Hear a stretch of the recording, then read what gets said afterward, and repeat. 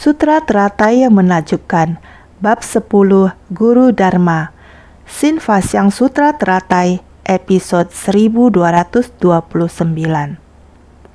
Tempat sutra ini berada adalah tempat tubuh Dharma dari Buddha. Tempat di mana Sutra Teratai ini berada adalah tempat akar keyakinan mencapai jalan pencerahan, adalah tempat pemutaran roda Dharma Agung, tempat pemadaman daripada Maha Parinirwana. Itu sebabnya di mana saja sutra ini berada perlu dibangunkan sebuah stupa sebagai wujud persembahan penuh ketulusan.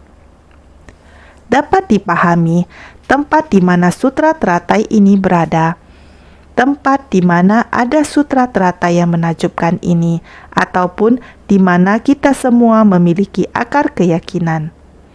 Akar keyakinan yang mendalam, Dharma dapat masuk ke dalam batin.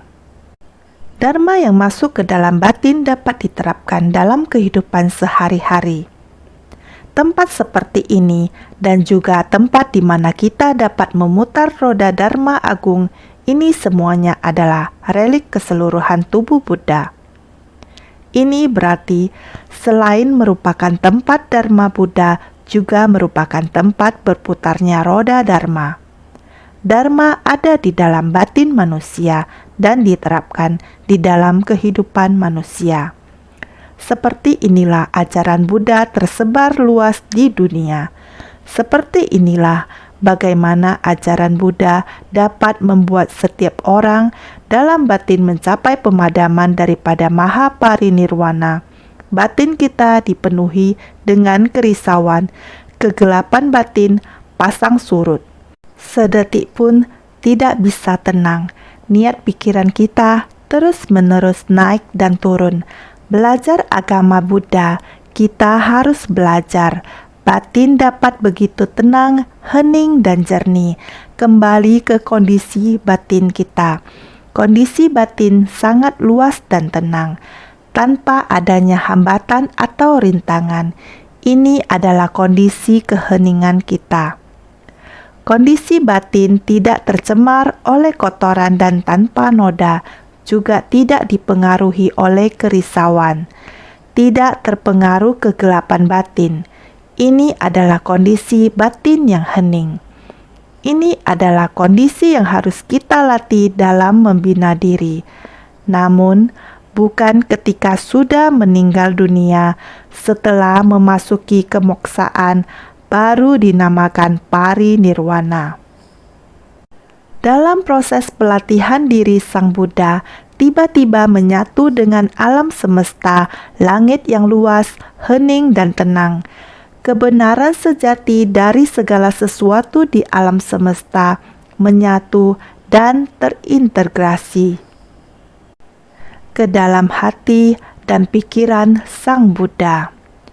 Pada saat ini, tidak ada jenis kehidupan manusia yang akan mencemari pikiran dan tubuh Buddha.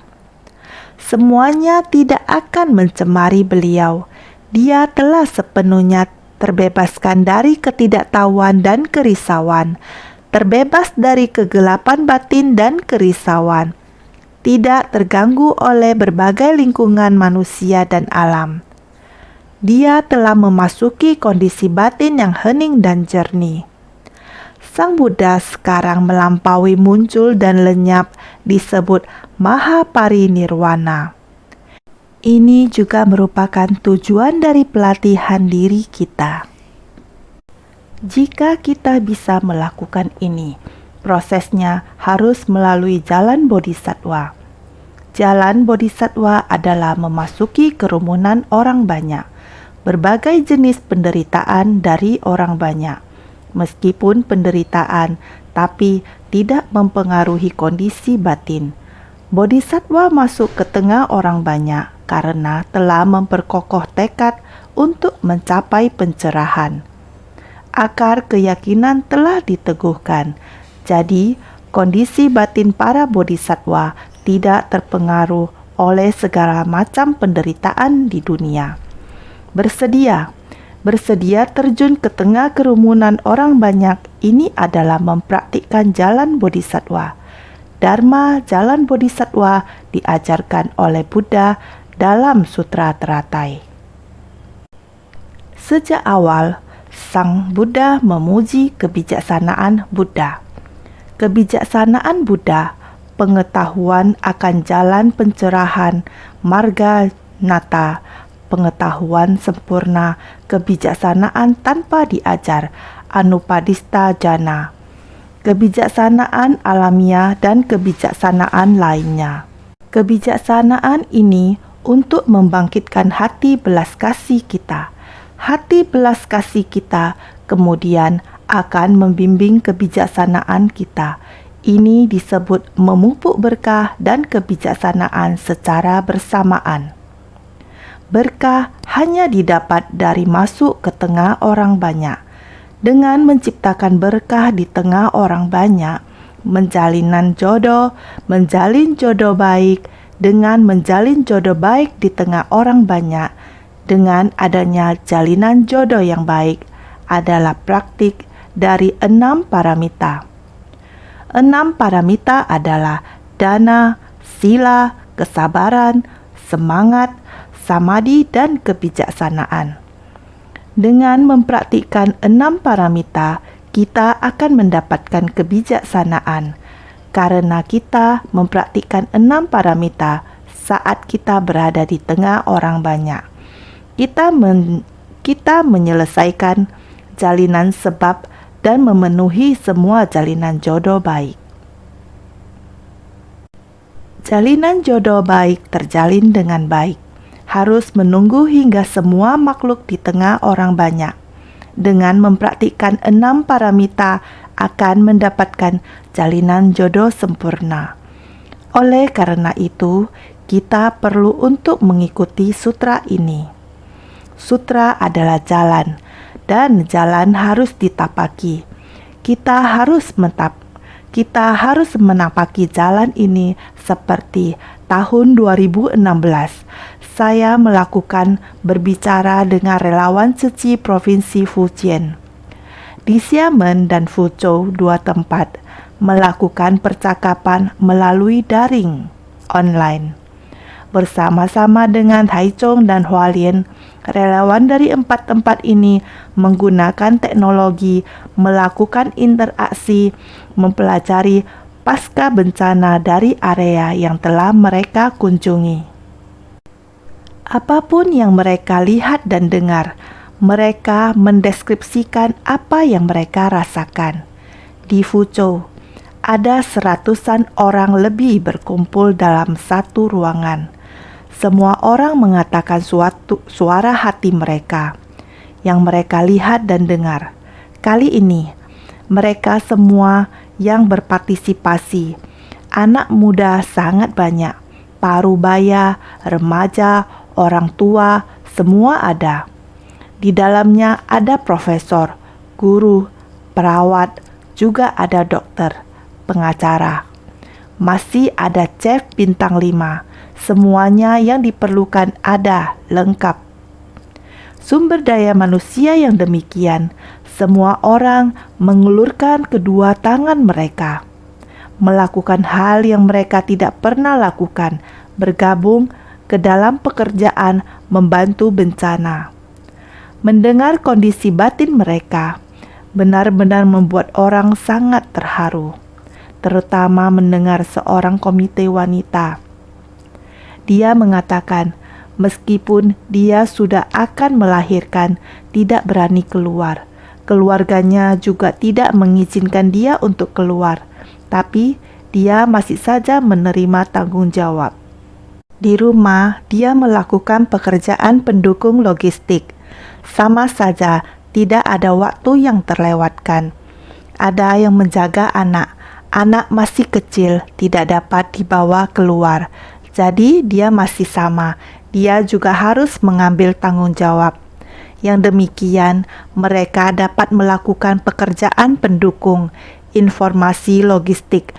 Bahkan tamu yang datang dari luar, yang dari Taiwan ke sana, kota lain ke sana, mau tinggal di mana. Mau membantu mereka menghubungi restoran, mengatur penginapan dan lain-lain. Yang tidak dapat keluar rumah, mereka di rumah. Mereka juga harus melakukan pekerjaan pengaturan seperti ini. Ada orang yang tiba di daerah bencana, belum pernah melakukan bantuan bencana sebelumnya. Namun, melihat kondisi bencana begitu parah, bagaimana mereka harus bersumbangsi. Tiba di tempat penampungan korban bencana, melihat orang tua, kakinya telah luka dan terinfeksi. Sungguh prihatin. Perawat melakukan dengan keahlian mereka, segera membersihkan kakinya dengan baik-baik. Membantunya untuk membersihkan semua kotoran, kemudian membantunya mengoleskan obat dan merawatnya dengan baik-baik. Ada juga komite yang muda. Melihat orang tua di sana mulai menangis, segera memeluknya dan berkata kepadanya, "Tidak perlu takut, tidak perlu takut. Kita semua berada di sisimu." Seperti demikian yang dilakukannya. Ada juga yang berusia lebih dari 80 tahun berkata, "Saya tidak memiliki anak. Saya hanya bersama dengan suamiku. Kami sekarang hanya berdua saja. Sekarang mengalami bencana yang demikian besar. Menderita, sungguh menderita." Sama juga, relawan Cici memeluknya dan menghiburnya. "Nenek, kamu masih memiliki kami. Kami semua ini adalah anak-anakmu." Demikian membawanya ke tempat yang nyaman, membuat hatinya menjadi tenang. Dengan cara demikian, bahkan nenek juga berkata, "Saya telah makan roti dalam beberapa hari ini. Sudah tidak sanggup menelannya. Sudah beberapa hari tidak makan nasi." Karena demikian, semua orang segera menggerakkan. Mereka semua berkumpul. Harus bagaimana? Harus segera menyediakan makanan untuk mereka. Mulai demikian, mereka menyiapkan kompor. Karena demikian, semua orang segera menggerakkan. Mereka semua berkumpul. Harus bagaimana? Harus segera menyediakan makanan untuk mereka. Mulai demikian, mereka menyiapkan kompor. Apakah semudah itu memasang kompor? Harus bersih besi dulu. Orang-orang ini adalah profesor, guru, pengacara, dan lain-lain. Mereka terbiasa duduk di kantor, orang yang menggunakan otak dan bukan kekuatan fisik. Tiba-tiba perlu melakukan hal demikian. Apa yang harus dilakukan? Sangat melelahkan. Mereka perlu bersih-bersih. Ada tekad, tentu mendatangkan kekuatan. Begitu adanya tekad, semua orang tidak takut kotor dan segera membersihkan. Melihat mereka membersihkan, tahu bahwa mereka tidak takut kotor. Seluruh dapur di sekolah menengah itu sangat kotor. Mereka seperti ini menyikat, menyeka, dan membersihkan. Membersihkan sehingga tempat menjadi terang dan bersih. Orang mulai mengantar sayuran, lalu disusun. Sangat banyak sayuran. Lalu ada orang mulai mengantar beras. Selama hal yang baik, ada orang yang membimbing. Kekuatan dari kebaikan akan berkumpul. Relawan mulai memasak makanan ini, diberikan kepada orang tua dan anak-anak. Akhirnya, semua korban bencana mencium aroma wangi dari sayuran dan nasi. Mereka sangat bahagia, tidak hanya memberi makanan kepada mereka, juga perlu membangkitkan kebijaksanaan. Bagaimana membuat mereka makan tanpa sisa? Tidak ada sisa. Mereka juga dapat makan hingga kenyang. Juga tidak ada makanan yang tersisa. Melihat mereka makan setiap hidangan hingga bersih, pelayanan insan suci tidak kalah dengan pelayanan bintang 5. Penataan meja juga menggunakan tali. Meja dan kursi ditata dengan sangat rapi supaya mereka dapat masuk dengan rapi dan duduk secara tersusun. Ketika santap makan sedang berlangsung, insan suci berada di sisi meja melayani mereka dengan seksama. Awalnya setelah memberikan pelayanan 2 hari, insan suci juga yang mengumpulkan piring dan sumpit kotor lalu menyucinya. Kebijaksanaan mulai terbangkit. Sekali lagi, insan suci mengembangkan kebijaksanaan mereka, mengatakan kepada para pengungsi, "Kami semua datang dari tempat yang berbeda-beda, dari tempat yang sangat jauh. Dari Taiwan, setiap orang dari kami memiliki keluarga, memiliki pekerjaan atau karir. Demi cinta kasih, karena tidak tega melihat kalian semuanya menderita akibat bencana besar ini dan segala kesulitan yang terjadi, meninggalkan pekerjaan mereka sendiri, karir mereka, datang ke tempat yang begitu jauh untuk membantu Anda sekalian." Kemudian ada seorang koki bintang 5 yang sangat terkenal juga turut ikut dalam rombongan, sehingga makanan dari segi rupa, aroma, dan rasa serta nutrisi semuanya lengkap. Mereka harus mengambil cuti atau meminta izin, dan untuk itu rela dipotong gaji. Ada juga pemilik usaha atau bos. Dia menyerahkan usahanya kepada orang lain demi untuk datang ke sini. Maka mereka semuanya bersumbangsi dengan cinta kasih yang mulia.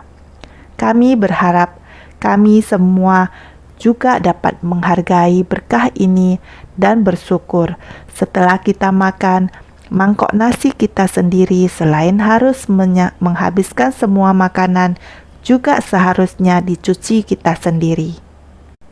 Jangan membiarkan orang-orang yang datang dari jauh ini yang membersihkan mangkuk ini. Sebegitu banyaknya mangkuk, ada ratusan mangkuk, hampir 1000 mangkok. Perlu waktu yang lama untuk membersihkannya. Lebih baik mereka memanfaatkan waktu cuci mangkuk ini untuk melakukan pekerjaan lainnya yang lebih banyak. Himbauan yang bijaksana dan ungkapan cinta kasih membuat mereka merasa bersyukur, sehingga mereka juga ikut membantu, bukan hanya mencuci piring, mereka juga menjadi relawan.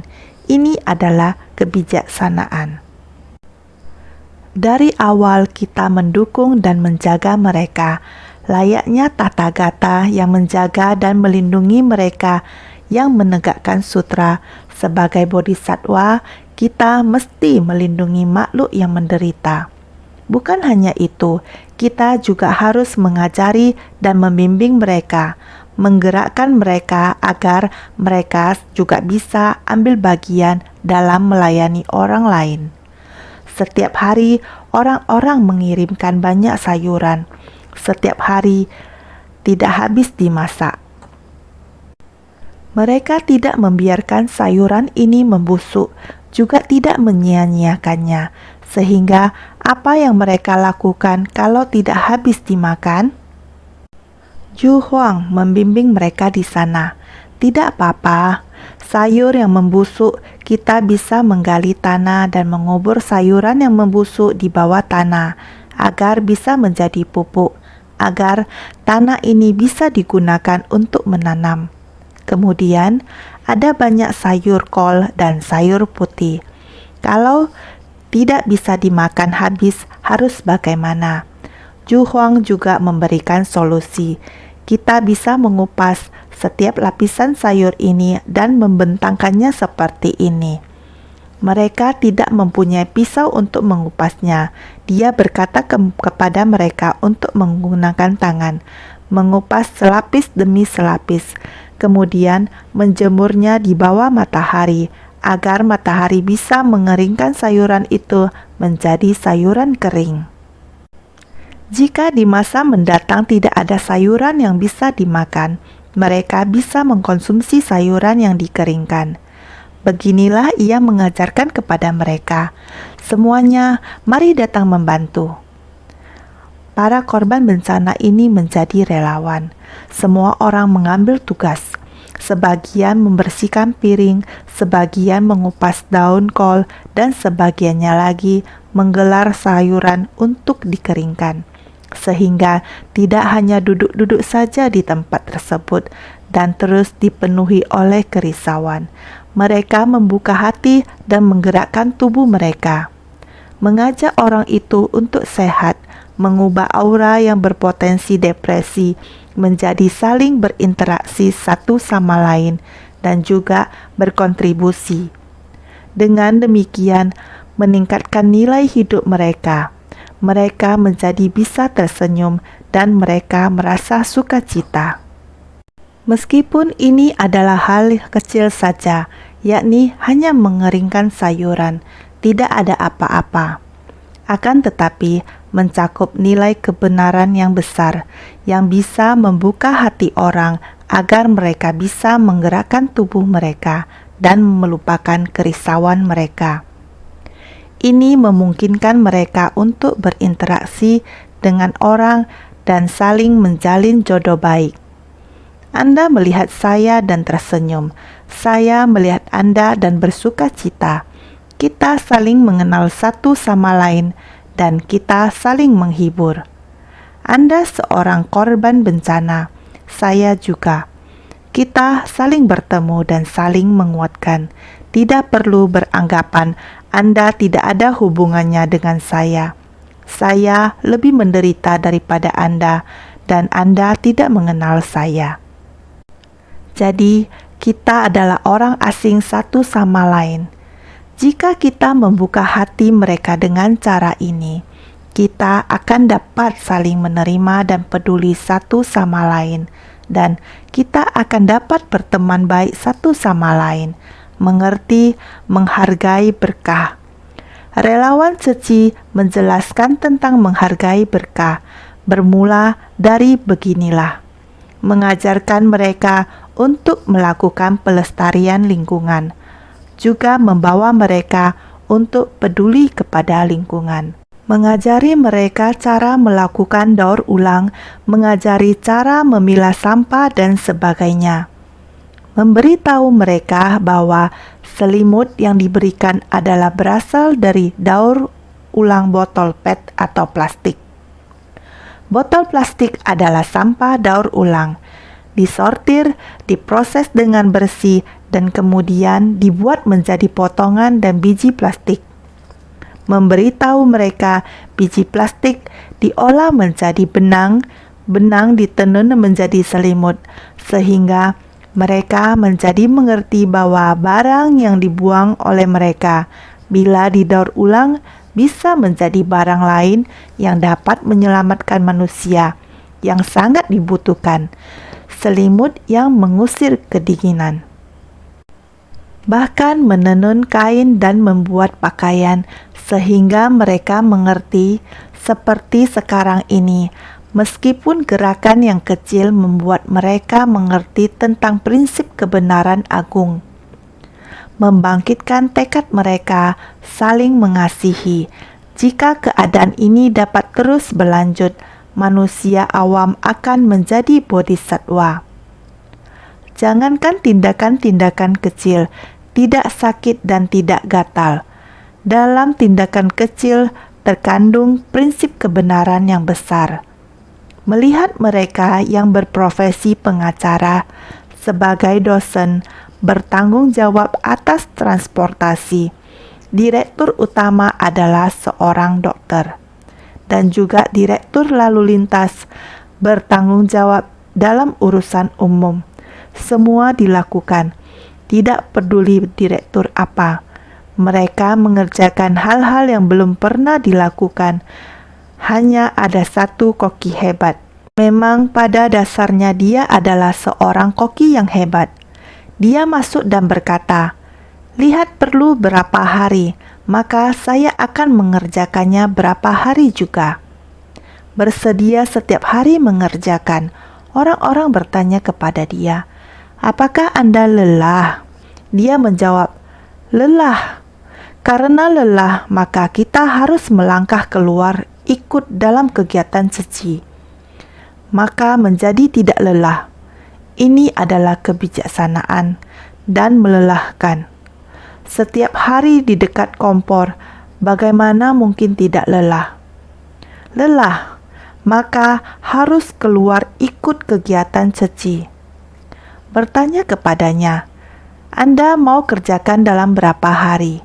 Dia menjawab, "Lihat dapur perlu berapa hari, maka saya akan mengerjakan dalam beberapa hari juga.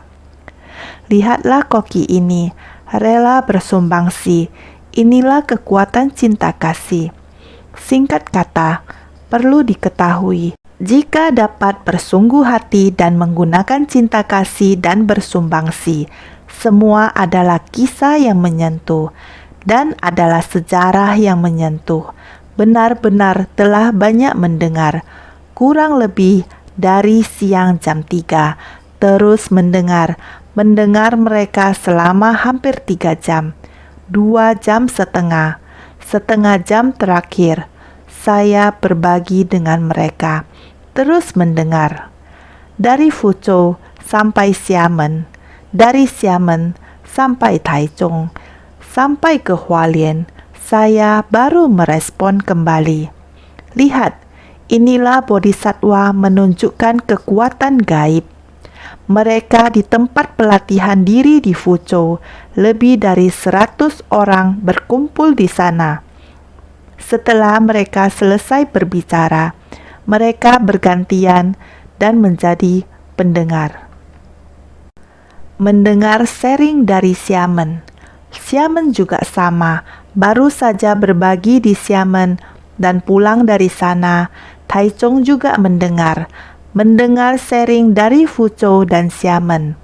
Taichung juga berbicara. Giliran mereka berbagi. Tidak hanya mendengar suara mereka, juga bisa melihat video dan orangnya. Semua terjadi pada saat yang sama. 2 lokasi di Cina, 3 lokasi termasuk Taichung. Kembali ke Hualien pada saat yang sama. Di Hualien, master sendirian dalam waktu yang bersamaan pergi 3 tempat mereka.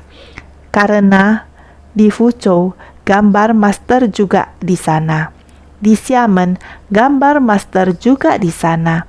Di Taiwan, Taichung, gambar master juga di sana. Jadi, mereka dalam waktu bersamaan melihat gambar saya. Saya juga dalam waktu bersamaan melihat gambar mereka semua. Semuanya pulang ke Taiwan. Saya bisa melihat semuanya. Bukankah ini teknologi zaman sekarang diciptakan untuk membantu bodhisattva zaman sekarang untuk memberikan kekuatan bantuan? Dengan begini, 2,5 jam mendengarkan mereka masing-masing berbagi cerita, benar-benar sangat terharu. Inilah Sutra Teratai ada di sana. Prinsip kebenaran dari Sutra Teratai. Tempat di mana Sutra Teratai berada mengajarkan dharma tentang bodhisattva. Bodhisattva sesungguhnya semua berada di sana untuk menolong orang. Bertanya pada mereka, apakah dengan demikian kalian sudah menyelesaikannya? Orang yang berada di Fuzhou mengatakan, masih belum, kami masih meneruskannya. Mau dikerjakan sampai kapan? Sekarang korban bencana sudah pelan-pelan pergi ke tempat saudara dan temannya. Sekolah sudah mulai mau dibenahi. Anak-anak sudah mulai mau belajar. Orang yang menerima bantuan pelan-pelan juga mulai mempersiapkan diri pergi ke tempat saudara dan teman. Demikian apakah sudah selesai? Saya lalu berkata kepada mereka, begini belum selesai. Kita mulai akan berhubungan dengan orang ini tanpa putus. Benang ini harus ditarik dengan baik. Kita mau terus pergi memahami lebih lanjut bagaimana kehidupan mereka. Kelak tidak ada rumah, orang yang tidak ada rumah untuk tinggal. Tanah yang dicari pemerintah ada di mana, harus bagaimana demi mereka membangun rumah. Mereka yang orangnya susah, bantuan dari pemerintah apakah cukup? Mereka mau menggunakan cara apa membangun kembali rumah halaman mereka? Kita bodhisattva dengan cinta kasih universal yang langgeng, kita harus lebih memperluas cinta kasih kita. Menjalin cinta kasih yang langgeng harus terus memberi perhatian. Ini adalah yang terakhir saya ingatkan. Semua berkata dapat dilakukan. Rela demikian terus melakukannya. Ini adalah yang diseringkan dengan 3 tempat. Saya merasa bahwa semua adalah bodhisattva. Semua adalah tempat di mana sutra teratai ini berada. Mereka semua menapaki di jalan bodhisattva. Kemanapun mereka pergi, semuanya adalah bodhisattva. Jadi, tempat akar keyakinan mencapai jalan pencerahan. Dengan akar keyakinan mereka, mereka membentangkan jalan yang ditapaki, mengikuti, mendengarkan, di mana menapaki di sepanjang jalan ini. Sutra adalah jalan, dan jalan harus ditapaki. Jalan sutra adalah agar jalan yang harus kita tapaki.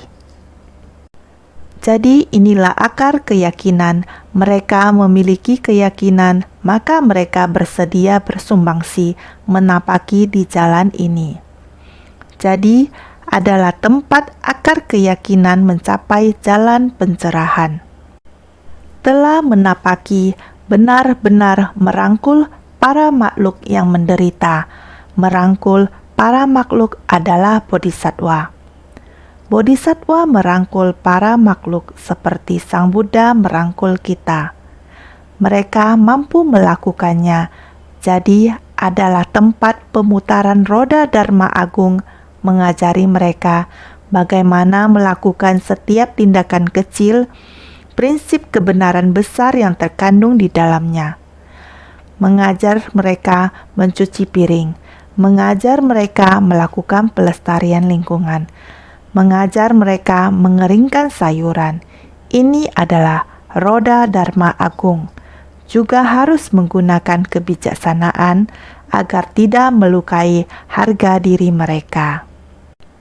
Memberitahu mereka orang-orang ini datang dari mana dan apa pekerjaan mereka, agar mereka memahami orang-orang ini bukanlah tiada yang dikerjakan. Orang-orang ini bukan dan lainnya, namun adalah atas inisiatif sendiri karena cinta kasih di hati membuat mereka merasakan cinta kasih. Dengan demikian memunculkan rasa bersyukur. Dengan rasa bersyukur, dengan sendirinya mereka akan bergerak. Gerakan mereka adalah kerjasama dengan semuanya, membuka hati mereka, mengerahkan kekuatan mereka. Inilah pemutaran roda Dharma Agung. Bodhisattva, semua orang membayarnya dari kantong mereka sendiri. Begitu sulit. Berjalan di jalan yang berlumpur sangat sulit. Tapi mereka batinnya tiada rintangan, tiada ternoda. Seperti koki itu, lelah. Ketika lelah harus keluar, terjun kerja diceci. Ketika sukacita tidak akan merasa lelah. Lihat, kita tidak merasakan lelah. Tidak mempengaruhi tekad pembinaan diri. Batin yang hening bagaikan alam semesta, lingkungan seperti apapun tidak mempengaruhi kekuatan fisik dan mental mereka. Bersumbangsi tanpa pamrih, tubuh dan pikiran tidak tergoyah. Itu sebabnya di mana saja sutra ini berada, perlu dibangunkan sebuah stupa sebagai wujud persembahan penuh ketulusan. Ini ada di dalam naskah sutra. Di dalam naskah sutra mengatakan bahwa tempat di mana ada sutra ini, tempat yang memiliki akar keyakinan bersedia menegakkan sutra, tempat yang dapat membabarkan dharma atau tempat kelahiran Buddha. Semua tempat ini dapat membangun menara. Artinya, tempat yang berharga, semuanya bisa dibangun stupa. Ini menunjukkan penghormatan. Karena dalam stupa sudah ada tubuh dharma dari Buddha, jadi tidak perlu lagi menempatkan relik di sana. Fragmen tulang adalah relik dari tubuh fisik. Sutra ini adalah relik dari tubuh dharma. Jadi, tidak perlu menempatkan relik dari tubuh fisik lagi. Dharmakaya Buddha sudah ada di dalam stupa ini. Alasan bahwa hal ini dapat terjadi adalah karena Dharmakaya Buddha berada di sana. Dharmakaya Buddha adalah prinsip sejati. Dimanapun kebenaran sejati, stupa didirikan, tidak perlu menempatkan relik di dalamnya. Dalam mendirikan stupa, jadi tidak perlu lagi menempatkan relik di sana, karena Dharmakaya Buddha sudah ada di sana. Fragmen tulang adalah relik dari tubuh fisik. Itu adalah relik dari tubuh fisiknya. Tulang yang tersisa setelah kremasi juga disebut sebagai relik. Apakah itu satu-satunya alasan untuk mendirikan stupa? Dia hanya memiliki satu tubuh fisik, jadi bagaimana bisa ada begitu banyak relik? Kita harus mengetahuinya. Sutra ini adalah relik dari tubuh Dharma. Di tempat di mana sutra ini berada adalah relik dari Dharmakayanya. Jadi, tidak perlu menempatkan relik dari tubuh fisik lagi. Kita tidak perlu lagi untuk menempatkan relik tubuh fisik beliau di sana untuk dianggap sebagai stupa. Stupa didirikan di tempat-tempat ini untuk menunjukkan bahwa tempat itu adalah tempat yang sangat mulia. Jadi dikatakan bahwa tempat di mana sutra teratai berada, disitulah Dharmakayanya berada. Jadi, kita harus memahami ini dengan bersungguh hati. Sekarang, mari kita lihat naskah sutra sebelumnya. Baik saja Raja, pada setiap tempat di mana terdapat orang-orang yang membabarkan, membaca, melafalkan, menyalin, atau menyimpan sutra, seharusnya dibangunkan sebuah stupa 7 mestika yang sangat tinggi, lebar, dan terhias agung. Tidak perlu menempatkan relik di sana lagi. Sutra Teratai Bab 10, Guru Dharma. Kita seharusnya sudah memahami selama ada tempat untuk meletakkan sutra dan jalan untuk menapaki, jalan untuk melatih diri. Tempat yang dapat kamu lalui, di semua tempat dapat dilalui. Dan kita dapat membangun stupa di mana saja, tapi relik tidak perlu diletakkan di sana. Ini artinya saat sutra dapat dipraktikkan, itu adalah tempat tertinggi. Kenapa demikian? Naskah sutra selanjutnya. Kenapa demikian? Di dalamnya sudah ada keseluruhan tubuh dari Tathagata. Kepada stupa ini hendaknya diberikan segala macam bunga, dupa, keyura, tirai sutra, panji, musik, lagu sebagai persembahan penuh hormat, dimuliakan dan dipuji. Sutra Teratai Bab 10, Guru Dharma. Mengapa? Ini mengatakan prinsip kebenaran yang menakjubkan ini kepada kita. Kenapa demikian? Di dalamnya sudah ada keseluruhan tubuh dari tata gata. Kita harus mengerti tentang prinsip kebenaran yang menakjubkan ini, bahwa prinsip alam adalah murni. Sifat dari prinsip kebenaran adalah murni. Itulah tubuh Dharma yang murni dari tata gata. Prinsip ini tidak tercemar. Inilah Dharma. Inilah prinsip kebenaran. Prinsip kebenaran tak terlihat dan tidak tercemar, tetapi mereka mengajari hati manusia dan membimbing manusia. Saat manusia dapat hidup berdampingan dalam damai dan keharmonisan, tempat ini akan menjadi murni. Tubuh tata gata adalah prinsip kebenaran. Dimanapun sutra berada, dimanapun ada prinsip kebenaran, lantas ada stupa di sana. Sehingga selama di sana ada sutra, maka tempat itu dianggap sebagai stupa. Naskah sutra adalah relik dari Buddha. Di mana ada naskah sutra ataupun ada sutra ataupun ada orang yang menulis, membaca dan melafalkan, menjelaskan ataupun menjalankan sutra, adalah tempat di mana relik Buddha berada. Di sana adalah tempat prinsip kebenaran berada. Kenapa demikian? Di dalamnya sudah ada keseluruhan tubuh dari tata gata. Sutra menjelaskan prinsip kebenaran yang menakjubkan. Sifat dari prinsip kebenaran adalah murni. Itulah tubuh Dharma yang murni dari tata gata. Tempat di mana ada sutra ini, lantas ada stupa di sana. Naskah sutra adalah relik dari Buddha. Dalam sutra disebutkan, seandainya ada orang yang memiliki niat teguh dalam mencari relik Buddha, bagi orang ini boleh engkau mengajarkannya. Ini berarti mencari reliknya tubuh Dharma dari Buddha.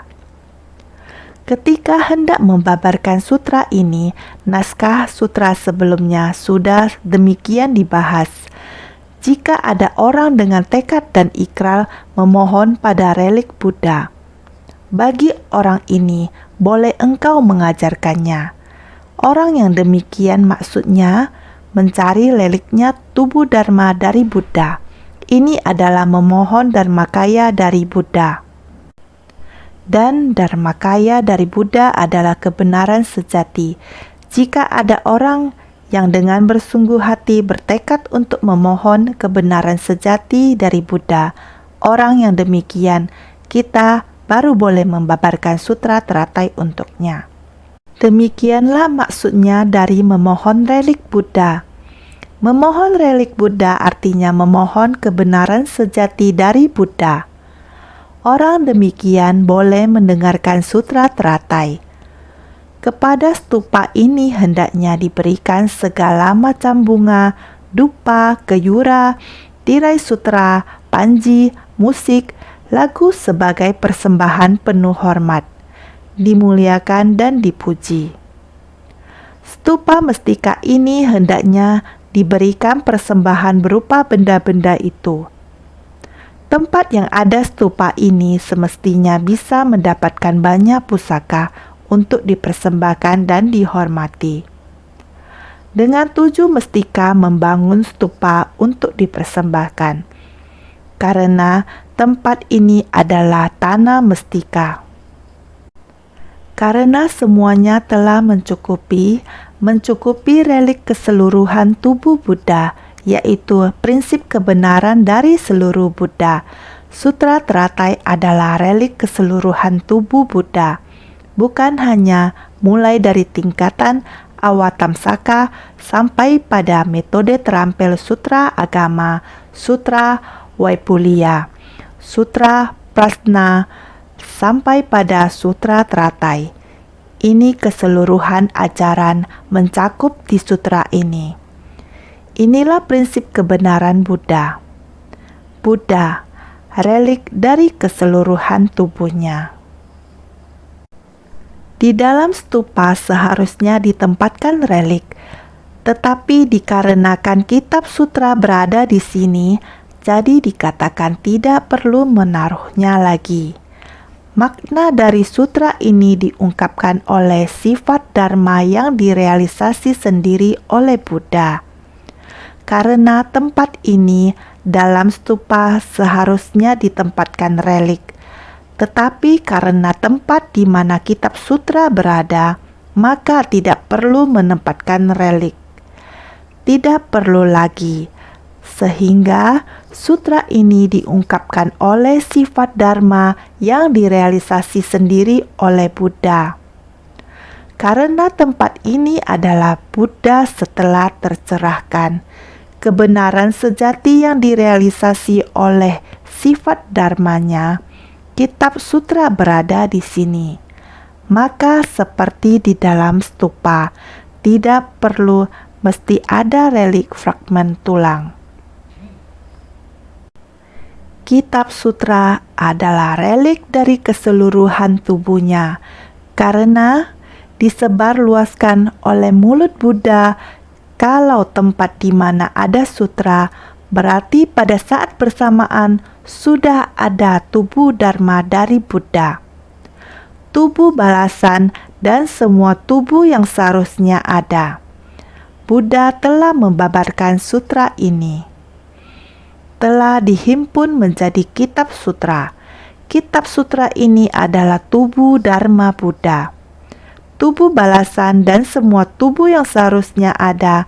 Tidak peduli apakah tubuh dharma, tubuh balasan, tubuh jelmaan, semuanya berada di tempat ini, sehingga keseluruhan tubuh dari Buddha telah ada. Seluruh tubuh Buddha, semangat Buddha, segala prinsip kebenarannya, harapan mendasar Buddha, harapan mendasar batin mendalam, ada pada tempat ini.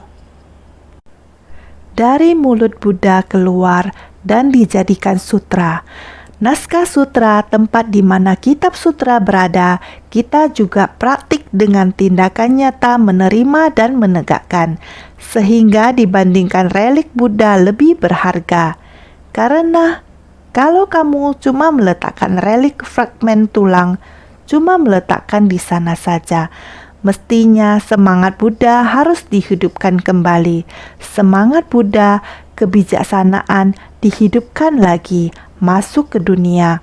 Maka memberi persembahan pada tempat demikian dibandingkan memberi persembahan di tempat meletakkan relik tulang lebih berharga. Karena itu memberi keuntungan pada orang banyak. Ajaran Buddha dipraktikkan dalam kehidupan sehari-hari. Setiap orang adalah bodhisattva. Setiap orang bisa menolong dan membimbing para makhluk. Disebarluaskan oleh mulut Buddha. Kalau tempat di mana ada sutra, berarti pada saat bersamaan sudah ada tubuh dharma dari Buddha, tubuh balasan, dan semua tubuh yang seharusnya ada. Sama saja dengan keseluruhan tubuh dari Buddha.